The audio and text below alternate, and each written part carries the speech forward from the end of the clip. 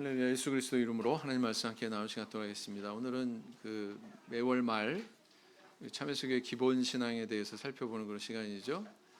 오늘은 참여수교의 기본 신앙 9번째 항, 구원에 대한 우리의 믿음, 두 번째 시간이 되겠습니다. 먼저 우리 전문을 한번 읽어보실까요? 시작. 구원은 본래 하나님의 은혜를 인하여 믿음으로 얻는 것임을 믿는다. 그리고 성령을 힘입어 성결을 이루도록 추구하고 하나님을 경외하며 사람을 사랑하는 성경 교훈의 실천에 힘쓴다. 이렇게 이 읽으신 내용을 둘로 구분을 해보면 이렇습니다. 맨 처음 문장, 구원은 본래 하나님의 은혜를 인하여 믿음으로 얻는 것임을 믿는다. 이게 이제 하나의 단락이고요. 그 다음에 그리고 해서 이제 이어지는 그런 내용이 두 번째 단락이 되겠습니다. 그래서 오늘은 이제 이 두 번째 내용에 대해서 살펴보는 시간인데요. 그러기 전에 먼저 이제 우리 그 지난 시간에 배운 내용에 대해서 잠깐 되새겨 보면 이렇습니다. 하나님의 약속은 은혜로 주신 것이고 믿음은 약속에 대한 응답입니다. 이렇게 제가 명시를 했죠. 이 말씀의 근간이 되는 구절은 에베소서 2장 8절의 말씀이다. 다시 말해서 우리 구항의 첫 단락에 대한 내용이 바로 어디에 뿌리가 있느냐면은 바로 에베소 2장 8절에 그 뿌리가 있다 이렇게 볼 수가 있습니다. 한번 소리 내서 읽어보실까요? 시작. 너희가 그 은혜를 인하여 믿음으로 말미암아 구원을 얻었나니 이것이 너희에게서 난 것이 아니요 하나님의 선물이라 그랬습니다. 그래서 여기서 중요한 포인트는 뭐냐면 마지막에 이제 하나님의 선물이다. 우리 구원의 성격을 이야기하는데 구원은 바로 뭐라고요? 하나님의 선물이다. 이렇게 이야기하고 있다는 사실입니다. 그리고 이제 여기에 또 우리가 주목해야 되는 단어가 있는데요. 하나는 뭐냐면 은혜, 그다음 믿음, 이 두 단어입니다.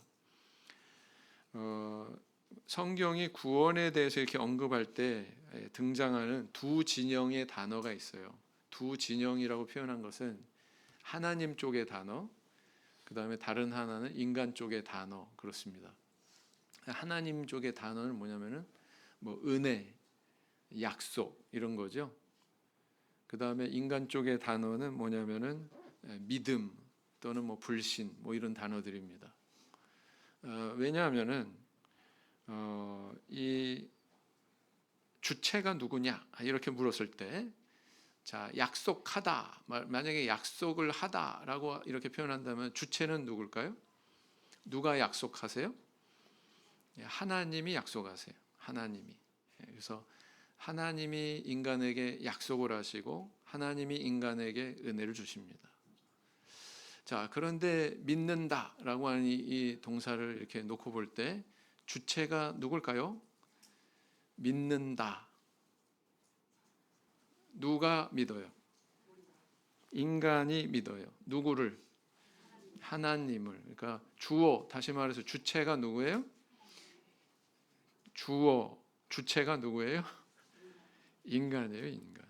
인간이 믿는다 그랬잖아요. 자, 하나님이 하시는 일은 뭐예요? 은혜를 주세요. 또 약속을 주세요. 자, 인간이 하는 일은 뭐예요?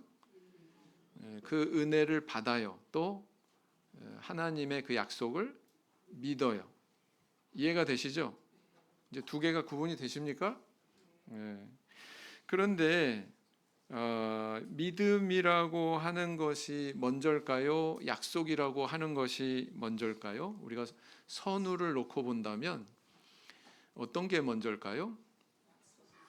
약속이 먼저고 믿음이 그 다음이죠. 왜 그렇습니까? 약속이 주어지지도 않는데 믿는 게 있을 수 있어요, 없어요? 내가 오늘 저녁에 저녁 살게 약속을 했어요. 그래 알았어. 믿었어요. 약속도 없는데 믿는다. 있을 수가 없는 거죠. 뭐가 먼저 있는 거예요? 약속이 먼저 있고 그다음 믿음이 나중에 따라가는 거다라는 겁니다. 그렇기 때문에 약속은 뭐 이렇게 하나님께서 주시는 거고 거기에 대한 인간의 반응이 뭐예요? 믿음이다. 또 이렇게 표현을 할 수가 있습니다. 그래서 이렇게 주고받는 관계가 있다라는 것을 인식을 해야 돼요. 인간의 구원에 대해서 논할 때 이 두 가지 방향성이 있다고 지난 시간에도 분명히 제가 말씀을 드렸죠. 그래서 이것을 우리가 인식을 하는 것이 중요합니다. 하나님이 100% 전적으로 다 하시는 것도 아니고, 그다음 인간이 또 하나님의 어떤 영향을 넘어서서 뭐 자기 스스로의 공로로 도달하는 것도 아닙니다. 굉장히 균형 있게 생각하셔야 돼요. 분명한 것은 출발점은 하나님께로부터 비롯이 됐다. 하나님께서 인간에게 약속을 주셨고, 그 다음에 그 약속에 대한 하나님께서 은혜로 주신 그 약속에 대한 인간의 긍정적인 반응이 바로 믿음이다. 이렇게 표현할 수 있다는 거예요. 자, 그래서 믿음은 약속에 귀속됩니다. 거꾸로 얘기하면 약속은 믿음을 구속합니다. 좀 표현이 어려운데 이해가 되시죠? 이 표현이 이해가 되시죠? 네. 그래서 이렇게 하나님이 아무런 약속도 주지 않으신다면 인간의 믿음도 존재할 수 없다. 그래서 이제 결국 앞서서 이렇게 살펴본 대로 구원이란 뭐냐? 하나님으로부터 시작이 됐고 십자가의 은혜를 통해서 우리에게 주어진 은혜가 바로 물세례죠. 거기에 대해서 우리가 믿음으로 반응하면 하나님은 다시 또 거기에 대해서 무엇으로 반응하셔요? 성령 세례를 주셔요. 성령 세례는 우리 마음대로 뭐 받고 안 받고 그게 아니죠. 우리가 필요할 때 필요한 시간에 필요한 장소에서 원한다고 받을 수 있는 게 아니에요. 하나님의 뜻 안에 속한 거예요. 그렇습니다. 그래서 계속 이렇게 구원이라고 하는 게 위에서부터 아래로, 아래에서부터 위로, 또 위에서부터 아래로 이렇게 계속 이어지고 있다는 것을 발견하게 됩니다. 그래서 이 하나님과 사람이 이런 과정을 통해서 하나가 되는 거다. 화목하게 되는 거다. 에덴 동산에서 하나님과 아담이 부자지간으로 그렇게 서로 소통이 가능했던 것처럼 이런 과정을 밟게 되면 하나님과 사람이 다시 과거와 같이 이렇게 화평한 관계, 화목한 관계로 회복이 되는 것이다 라는 것입니다. 이게 이제 구원의 성격이죠. 디모데전서 2장 4절 읽어보시겠습니다. 시작. 하나님은 모든 사람이 구원을 받으며 진리를 아는 데 이르기를 원하시느니라. 베드로후서 3장 9절 시작. 주의 약속은 어떤 이에 더디다고 생각하는 것 같이 더딘 것이 아니라 오직 너희를 대하여 오래 참으사 아무도 멸망치 않고 다 회개하기에 이르기를 원하시느니라. 이렇게 말씀하셨어요. 자, 이 말씀을 근거로 볼 때 우리 하나님께서는 일부의 사람만 구원받기를 원하실까요? 아니죠. 전 인류가 구원받기를 원하셔요. 그 전 인류가 구원받기를 원하시기 때문에 십자가에 달리셔서 그렇게 제물이 되셨습니다. 그렇다고 해서 모든 인류가 구원받을 수 있는 것은 아니다. 그것은 그런데 하나님 책임이다 아니다? 하나님 책임이 아니에요. 하나님의 은혜, 하나님의 약속에 대해서 인간이 나타내는 반응이 두 가지가 있을 수 있습니다. 하나는 믿음이고 다른 하나는 정반대로 뭐예요? 불신이죠. 믿음의 반대말이 뭐예요? 불신이잖아요. 그래서 이렇게 믿음으로 나타낼 수도 있고 불신으로 나타낼 수도 있다. 마치 태양은 이 땅에 일정하게 내리쬐지만 어떤 사람은 태양빛이 싫다고 음지로 숨어 들어갈 수도 있고 어떤 사람은 태양빛을 받겠다고 양지로 나갈 수도 있잖아요. 그 선택은 태양 책임이 아니잖아요. 누구 책임입니까? 사람의 책임이다. 사람의 선택이다라는 것입니다. 이게 굉장히 중요한 그런 요소예요. 그래서 우리는 세례를 받는 걸 통해서 은혜를 입었습니다. 하나님의 자녀라고 하는 그런 신분의 은혜를 입었어요. 그런데 이것은 천국을 온전히 우리가 소유하게 됐다. 다시 말하면 구원을 100% 우리가 이루었다. 이런 뜻은 아닙니다. 그런 뜻이 아니고 천국을 향하는 출발점에 섰다. 천국을 향하는 시발점에 섰다. 이렇게 이야기를 하는 것이 옳습니다. 그러면은 그 세례로 인해서 거듭난 성도, 다시 말하면 하나님의 자녀라고 한 신분을 얻은 그런 우리 성도는 천국에 이르기까지 어떤 삶을 살아야 될까요? 그것은 바로 성령을 의지해서 거룩한 삶을 추구해야 된다라는 것입니다. 구원이 선언됐다고 곧바로 천국이 우리에게 주어지는 것은 아닙니다. 궁극적인 천국은 말일에 가서 우리에게 주어질 것이죠. 그런데 그 구원과 천국이 어떻게 우리에게 성경 말씀으로 주어지고 있냐면, 어떤 성경에 보면은 천국이 이미 임했다 이렇게 표현하기도 하고, 또 장차 천국이 임할 것이다 또 이렇게 표현하기도 하고, 두 가지 표현이 성경에 다 있어요. 도대체 이걸 어떻게 이해를 해야 되지? 이런 생각이 들 때가 있죠. 자, 이것은 성경이 모순을 품고 있기 때문에 그런 것이 아니라, 사실은 우리가 받게 되는 구원이, 우리가 들어가게 되는 천국이 아주 독특한 그런 특징을 가지고 있기 때문에 그렇다라는 것입니다. 이걸 어떻게 비유할 수 있을까요? 비유를 하자면, 두 나라가 전쟁을 했다고 가정합시다. 그래서 전쟁을 해서 한 나라가 승리하고 한 나라는 패배했어요. 서로 이제 정전 협정을 맺었습니다. 종전을 선언했어요. 정전 협정을 맺어가지고 종전은 선언했지만 이 소식이 그 전투가 이루어진 모든 곳에 다 전달이 되지 못했습니다. 전달이 되지 못했어요. 저 최전선에 막 총을 겨누고 아직도 여전히 쏘고 있고, 포사격도 하고 폭탄 터뜨리고 있고 비행기가 나르고 그러고 있는 가운데 있다라는 거예요. 그러나 정전 협정이 이루어졌으니까, 종전 선언이 이루어졌으니까 시간이 지나면 어떻게 되겠어요? 시간이 지나면 소식이 저 전선의 끝에까지 전달이 돼서 결국은 이 전쟁이 멈추고 승자가 드러나게 되겠죠? 패자가 결정이 되겠죠? 그런 거와 같다. 그래서 우리는 마치 그 최전선에서 전투를 하고 있는 그런 군인처럼 아직 그 전쟁의 어떤 결말에 대해서 아직 나에게까지 이렇게 영향이 미치기까지, 그 소식이 전해지기까지 아직 과정이 있다라는 그런 상태에 있다라는 것으로 비유를 할 수 있습니다. 그래서 이것을 어떻게 표현하냐면, 우리의 구원은 이미 시작됐습니다. 그러나 아직 진행되고 있는 상황이다, 이렇게 볼 수가 있다는 거죠. 이런 구원의 독특성 때문에 우리 거듭난 성도일지라도 우리 거듭난 성도에게는 무엇이 있냐면은 핍박과 고난이 있습니다. 이 세상을 살아가는 데 있어서 고난과 어려움이 있어요. 그런데 그리스도께서 이렇게 십자가의 부끄러움을 참으셔서 영광의 자리에 이르신 것처럼 성도도 역시 마찬가지라는 거예요. 그리스도와 함께 영광을 얻기 위해서는 그리스도와 함께 그분께서 감당하셨던 그런 성격의 고난을 역시 감당해야 된다라는 것입니다. 그래서 노 크로스 노 크라운, 십자가가 없으면 영광도 없다, 유명한 서양의 격언이죠. 그렇다라는 것입니다.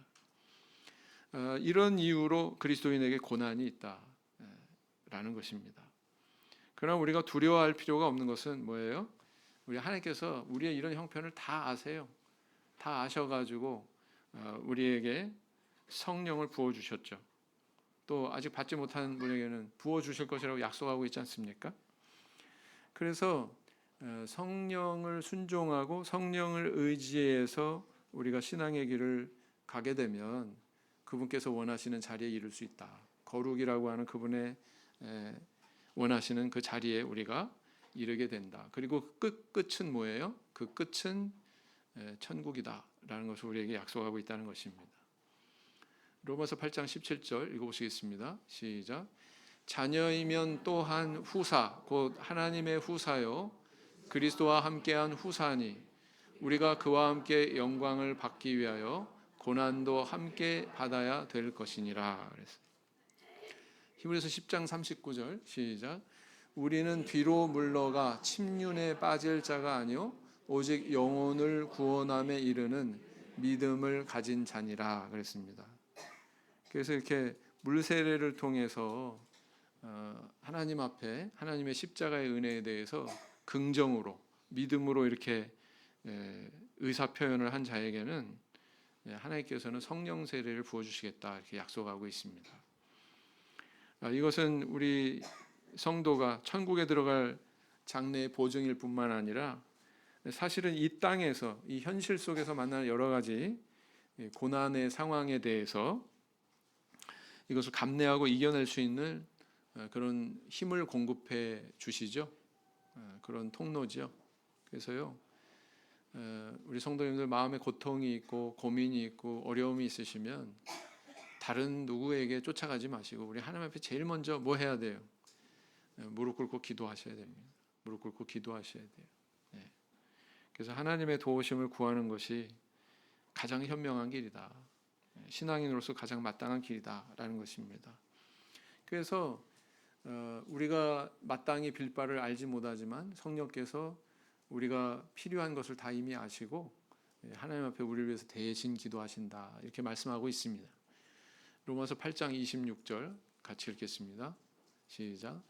이와 같이 성령도 우리 연약함을 도우시나니 우리가 마땅히 빌 바를 알지 못하나 오직 성령이 말할 수 없는 탄식으로 우리를 위하여 친히 간구하시느니라.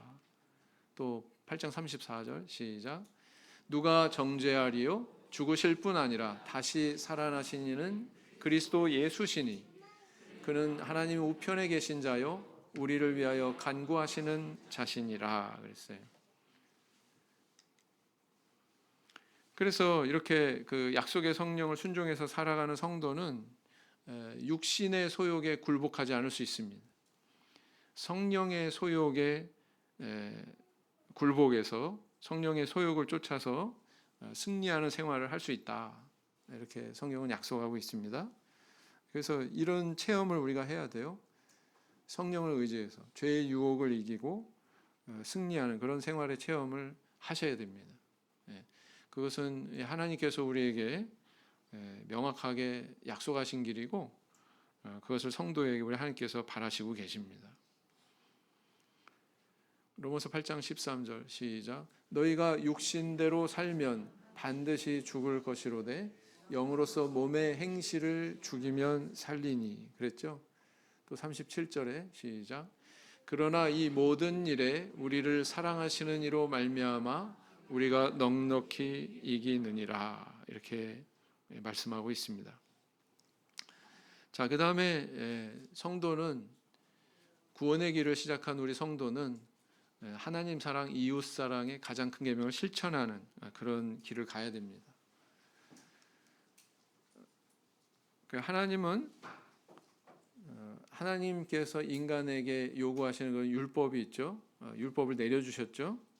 그런데 그 법을 바르게 인식하는 게 굉장히 중요해요. 바르게 인식하는 게 굉장히 중요합니다. 자, 이스라엘 사람들은 이 하나님의 율법에 대해서 바르게 인식하지 못했어요. 그래서 예수님이 육신으로 오셨을 때 오히려 그들의 삐뚤어진 율법으로 인해서 예수님을 정죄하기도 하고, 그죠? 백성들을 잘못된 길로 인도하고, 백성들이 천국 가는데 오히려 장애물이 되게 하는 그런 길을 갔죠. 그런 길을 가면 안 된다라는 거예요. 오늘날에도 이 유대인들은 유대교라고 하는 그 신앙 안에서 율법, 다시 말하면 이 토라를 이렇게 인식을 하고 있습니다. 미츠보트 613 이렇게 표현이 되어 있는데 미츠바가 율법이란 뜻이고요. 복수형이 뭐냐면 미츠보트 이렇게. 그러니까 복수니까 율법들 이런 뜻이라는 얘기죠. 율법들 613 뭐냐? 613개의 율법들이 있다라는 겁니다. 토라를 갖다 분석을 해보면 잘게 이렇게 분류를 해서 정리를 하면 모두 613개의 명령으로 이루어졌다 이렇게 보는 거예요. 그래서 248개의 하라, 뭐뭐뭐뭐 해라 이런 명령으로 구성이 되어 있고, 그 다음에 또 뭐뭐뭐뭐 하지 마라. 365개의, 외우기도 좋죠. 1년 365일이니까 365개의 뭐뭐뭐 하지 마라, 이런 금지 명령으로 이루어진 게 하나님 말씀이다. 그래서 미츠보트 613이다, 이렇게 얘기하고 있는 거예요. 굉장히 1차원적이고 단편적으로 그렇게 율법을 이해하고 있는 거죠. 이 사람들의 생각은 뭐냐? 내가 천국 가기 위해서는 이 613개의 하나님 명령만 잘 지키면 난 천국 간다, 이렇게 생각하는 거예요. 네. 그런데 우리 예수님은 그런 식으로 율법을 말씀하시지 않으셨습니다. 율법의 구조에 대해서, 그 본질에 대해서 어떻게 말씀을 하셨냐면은, 먼저 이제 율법을 크게 가장 큰 것 두 가지로 이렇게 분류를 하셨죠. 가장 큰 계명, 첫 번째가 뭐예요? 하나님을 사랑하라. 두 번째는 뭐예요? 이웃을 사랑해라. 이게 가장 큰 계명이다, 이렇게. 그 의미는 뭐예요? 가장 큰 것 밑에 다른 그거보다 하위의 계명들이 있다는 거예요, 없다는 거예요? 가장 큰 계명이라고 명칭을 하신 것은 가장 큰 계명 밑에 다른 계명들이 있다는 것을 의미하는 거죠. 네, 그렇습니다. 그래서 피라미드처럼 그렇게 인식을 하셨어요, 우리 예수님께서는. 그래서 이 가장 상위의 법이 있고, 그 다음에 그 밑에 뭐가 있냐면은 10계명이 있습니다. 10계명. 10계명 1계명부터 4계명은 어떤 성격을 가지고 있습니까? 하나님과 하나님과 인간 사이의 관계를 규명하는 내용으로 이루어져 있습니다. 나 외에 다른 신 있게 하지 마라. 그 다음 우상 숭배하지 마라. 내 이름을 망령되이 일컫지 마라. 안식일을 기억하여 거룩하게 지켜라, 이거죠. 이것은 하나님과 인간 사이의 관계를 규명하는 그런 명령입니다. 여기에 대해서는 왜 그렇지? 이렇게 의문을 제기할 수가 없어요. 하나님이 그냥 이렇게 명령하시는 겁니다. 네. 그런데 5계명부터 10계명은 뭐예요? 내 부모를 공경하라, 살인하지 마라, 간음하지 마라, 도덕질하지 마라, 거짓 증거하지 마라, 그 다음 내 이웃의 것을 탐하지 마라, 이렇게 6가지가 있는데, 이건 가만히 보니까 인간과 나 이외의 다른 인간 사이의 관계를 규명하는 거예요. 그렇지 않습니까? 네. 그래서 이 10계명도 이렇게 크게 나누면은 하나님 사랑에 대한 내용과 이웃 사랑에 대한 내용으로 이렇게 분류가 되는구나라는 것을 알 수가 있습니다. 자, 그런데 그 밑에 또 뭐가 있어요? 토라에는 또 어떤 게 있냐면 제사법, 정결법, 그다음 뭐 절기법, 이런 게 있어요. 여기 이제 하나가 생략이 됐네요. 절기법, 이런 게 있습니다. 그래서 뭐 오순절, 뭐 유월절, 초막절, 뭐 이런 하나님 앞에 지키라고 명령하신 그런 내용들이 있죠. 자, 이런 것들은 어떤 것을 의미하고 있냐면은 하나님을 사랑하는 게 구체적으로 뭐 10계명에 4계명 지키는 거 이외에 또 구체적으로 어떻게 하나님 사랑하는 걸 나타내야 되나, 여기에 대한 것을 규명하고 있는 겁니다. 그리고 만약에 그것이 훼손이 됐으면, 파괴가 됐으면 이렇게 회복을 해라, 그 내용을 담고 있어요. 지금 말씀드린 건 제사법을 얘기하는 거죠. 하나님과 인간 사이 관계가 훼손이 됐으면 제사법을 통해서 이렇게 회복을 해라, 그렇게 말씀을 하고 계신 거거든요. 그리고 그 밑에는 또 뭐가 있어요? 민법, 형법, 이런 것들이 있습니다. 민법, 형법, 이런 것들은 인간과 인간 사이의 관계가 파괴되었을 때, 훼손되었을 때 그것을 이렇게 회복을 해라. 인간 사이의 관계, 사람 사랑하는 것은 이런 것들을 지키는 거다라고 구체적으로 이렇게 명시하고 있는 것입니다. 만약에 누구에게 손해를 입혔으면 손해 입힌 것에 또 5분의 1을 더해가지고 본래 주인한테 뭐 돌려줘라, 뭐 이런 것들 있잖아요. 그런 것들을 명시하고 있거든요. 그래서 이런 내용들을 가만히 보면 커다랗게 두 가지로 이렇게 분류가 되는구나. 하나님 사랑에 대한 내용, 그다음 이웃 사랑에 대한, 사람 사랑에 대한 내용, 이렇게 분할이 되는구나라는 것을 알 수가 있습니다. 그래서 이런 그 율법에 대한 이해는 유대인들의 미츠보트 613하고는 다르죠? 다릅니다.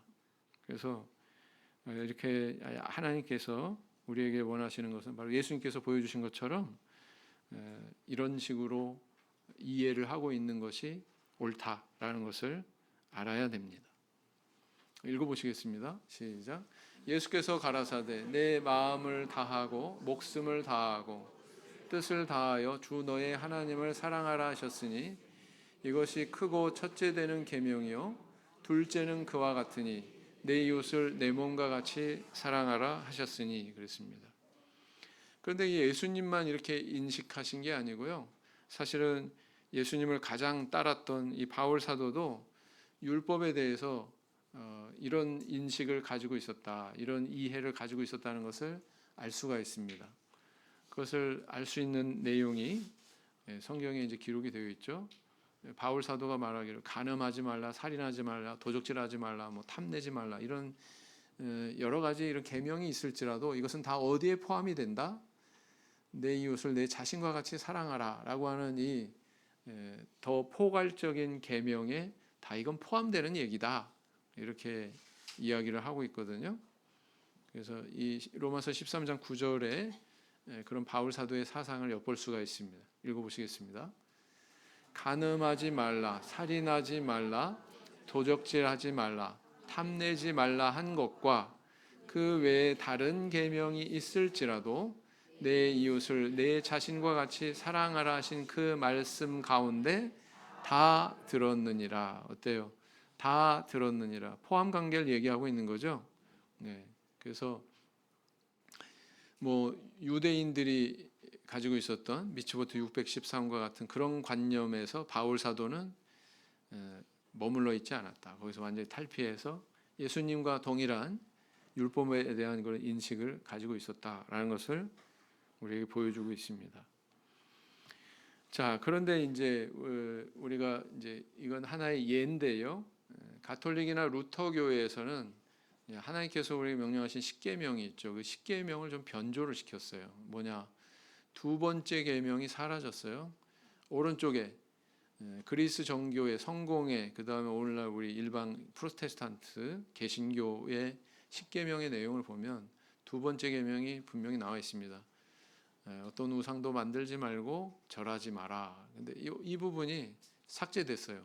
가톨릭과 루터 교회에서는. 9계명이 되니까 이 가톨릭 루터 교회에서는 어떻게 했느냐? 마지막 10번째 계명, 내 이웃의 아내나 재물을 탐하지 마라. 이것을 갖다가 둘로 분할을 해버렸어요. 남의 아내를 탐내지 마라. 남의 재물을 탐내지 마라. 이런 식으로. 그래서 이런 식으로 바뀌면 돼요, 안 돼요? 이렇게 하나님 말씀 자체를 바꾸면 됩니까, 안 됩니까? 그것은 마치 도로가 이렇게 있는데 도로에 표지판이 있잖아요. 이쪽으로 가면은 뭐 어디까지 몇 킬로 남았습니다. 이렇게 안내판이 세워져 있는데 그거를 절벽으로 확 꺾어 놓은 것 같아요. 이쪽으로 반대쪽으로 가도록 화살표를 반대로 꺾어 놓고 여기는 절벽인데 이쪽으로 가면은 어디까지 몇 킬로입니다. 그럼 어떻게 되겠어요? 사람이 사고 나겠죠? 차 몰고 가다가 사고 나지 않겠습니까? 마치 이 표지판을 옮겨 놓는 것과 같은 행위다. 하나님 말씀을 왜곡시키고 변조시키고 바꾸는 이런 행위는 바로 그런 행위와 같다. 사람을 멸망으로 치닫게 할 수 있습니다. 그러면 안 되죠? 이것이 바로 그릇된 예의다. 과거에도 예수님 시대에 유대인들이 이렇게 하나님 말씀을 그릇 이해해가지고 예수님까지도 이렇게 죄인으로 정죄하고 그런 시대였잖아요. 그래서 오늘날에도 이런 식으로 우리에게 그런 변조하는 하나님의 말씀을 변개하는 그런 일이 일어나고 있다라는 것을 우리 성도님들은 아셔야 됩니다. 명심하셔야 돼요. 만약에 이제 순수한 하나님 말씀에 대한 이해와 인식이 이렇게 정립이 되었다면 우리는 하나님 말씀을 실천할 수가 있게 됩니다. 다시 말하면 천국을 향해서 순항할 수 있게 된다. 순조로운 길을 갈 수 있게 된다라는 것입니다. 그래서 이 하나님 말씀을 실천하기 위해서 우리가 노력을 할 때 소극적으로는 이 하나님께서 하지 마라라는 것을 우리가 하지 않는 것, 범하지 않는 것, 이것도 우리가 중요하고요. 그 다음에 적극적인 의미에서는 하나님께서 기뻐하시는 선한 일들을 우리가 또 실천하는 것, 이것도 소중하죠. 네. 그런데 그것을 위해서 구비되어야 되는 것이 있습니다. 그것이 가능하려면 우리가 먼저 구비되어야 되는 것이 있습니다. 그게 바로 뭐냐면은 예수 그리스도와 같은 성품이다. 예수 그리스도를 닮은 그런 성정이다. 이렇게 볼 수가 있습니다. 예수 그리스도께서는 이 땅에 오셔서 제자들과 이렇게 생활하시고 많은 이적 기사를 행하시고 많은 죄인들을 고치시고 은혜를 베푸시고 그러면서 그분의 성품을 나타내셨죠. 아름다운 성품을 나타내셨습니다. 그것이 우리 하나님의 성품과 모양이고 그리스도의 제자라면 마땅히 배워야 되는 그런 모습이죠. 그래서 예수님을 닮아가려고 하는 삶, 이것이 굉장히 중요한 요소다라는 것입니다. 그것이 구비될 때 우리는 율법을 지키는 길을 갈 수가 있다라는 거죠. 그래서 성경에 보면 우리에게 다른 무엇을 요구하지 않습니다. 고린도서 13장 13절 먼저 읽어보겠습니다. 시작. 그런즉 믿음, 소망, 사랑 이 세 가지는 항상 있을 것인데 그 중에 제일은 사랑이라. 또 읽어보겠습니다. 시작. 오직 성령의 열매는 사랑과 희락과 화평과 오래 참음과 자비와 양선과 충성과 온유와 절제니 이 같은 것을 금지할 법이 없느니라 그랬습니다. 그래서 이 갈라디아서 5장에 있는 말씀뿐만 아니라 고린도전서 13장 전체의 내용을 살펴봐도 그 안에는 사랑은 어쩌고 저쩌고 사랑은 어쩌고 저쩌고 이렇게 다 무엇과 관련된 거예요? 사람의 영혼 안에 있는 내적인 성품에 대한 내용을 다루고 있습니다. 그것에 대해서 서술하고 있습니다. 자, 그것은 왜 이런 것들이 성경에서 강조되고 있을까요? 이 성품을 소유한 자가 결국은 그리스도께서 우리에게 요구하시는 가장 큰 계명을 실천할 수 있고 완수할 수 있기 때문에 그렇다라는 것입니다. 그래서 그런 성품을 가진 자가 계명을 지킬 수 있을 뿐만 아니라 나아가서 교회의 덕도 세울 수 있고요. 나아가서 이 세상의 빛과 소금이 되는 그런 삶을 살아갈 수가 있게 되는 거죠. 그래서 이런 성품을 우리가 구비하는 것이 너무나도 중요하다라는 것입니다. 그것을 이루기 위해서 우리는 날마다 지금 경건 생활을 하고 있지 않습니까? 말씀도 보고 묵상도 하고 기도도 하고 다른 영혼을 위해서 또 기도하고 그렇게 살아가고 있지 않습니까? 하나님은 이미 우리의 구원을 계획하시고 또 시작을 하셨어요. 우리에게 물 세례의 은혜를 베풀어 주셨고 거기에 응답하는 자에게는 또 성령 세례까지 부어 주시고 그렇게 시작을 하셨습니다. 우리가 구원을 위해서 실천한다는 것은 우리가 어떤 공로를 쌓는다고 하는 의미가 아니에요. 이미 주님께서 우리에게 주신 그 은혜들에 대해서 그와 합당하게 우리에게 베풀어 주신 은혜에 대해서 합당하게 우리가 살아가는 그런 모습을 나타내는 것이 바로 우리가 걸어가는 신앙의 길이다라는 것입니다. 그것은 바로 우리에게 주어진 성령의 뜻에 순종하는 것이고요. 그 성령의 뜻을 순종하는 것을 통해서 구체적으로 하나님 사랑, 이웃 사랑의 계명을 성취해 나가는 그런 삶이다라는 것입니다. 그래서 우리가 그런 초점을 맞추고 노력할 때 하나님은 넉넉히 우리가 천국에 들어가는 은혜를 베풀어 주실 것입니다. 넉넉하게 주실 거예요. 목사님, 저는 사실은 이렇게 예수님 믿고 별로 한 것도 없고 그런데 정말 구원받을 수 있을까요?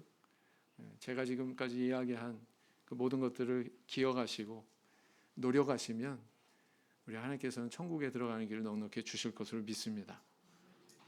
그래서 이런 신앙의 길, 이런 결말에 다 이르시는 저와 우리 성도님들이 되시기를 예수님 이름으로 기원드립니다. 다 같이 기본신앙 9항 전문을 읽어보도록 하겠습니다. 시작. 구원은 본래 하나님의 은혜를 인하여 믿음으로 얻는 것임을 믿는다. 그리고 성령을 힘입어 성결을 이루도록 추구하고 하나님을 경외하며 사람을 사랑하는 성경의 교훈의 실천에 힘쓴다. 묵상 기도하시겠습니다.